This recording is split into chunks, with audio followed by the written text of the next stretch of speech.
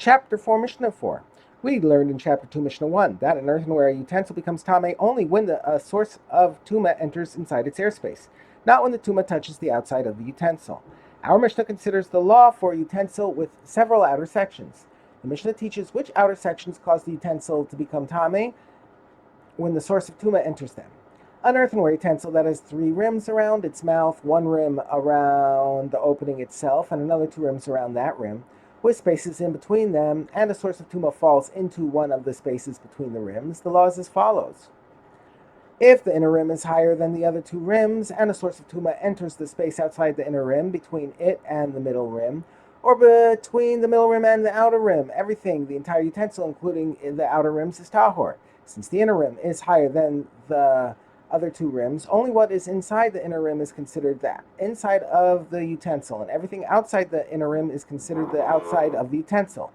An earthenware utensil cannot become tameh from its outside if the outer rim is higher than the other 2 rims, and a source of tumah enters the airspace anywhere within the outer rim.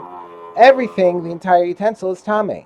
Since the outer rim is the highest, everything within it is considered the inside of the utensil. If the middle rim is higher than the other rims, then if the source of tumah enters the airspace that is inward from it, the middle rim, the utensil is tameh, and if the source of tumah enters the area that is outward from it, the utensil is tahor. Since the middle rim is the highest, the area within that rim is considered the inside of the utensil, and the area outside of it is considered the outside of the utensil. If all the rims were of equal height, Rabbi Yehuda says we divide the middle section, i.e. the space between the middle rim and the inner rim, in half. The inner rim is considered part of the inside of the utensil, so that if tumah enters it, the entire utensil becomes tameh. And the outer half is considered part of the outside of the utensil, so that if tumah enters it, the utensil does not become tameh. But the sages say everything outside the inner rim is tahor, because only the area within that rim is considered the inside of the utensil. The Mishnah concludes with a general rule considering the tumah of earthenware utensils. At which point do earthenware utensils become fit to become tameh? From when they are fired in a kiln.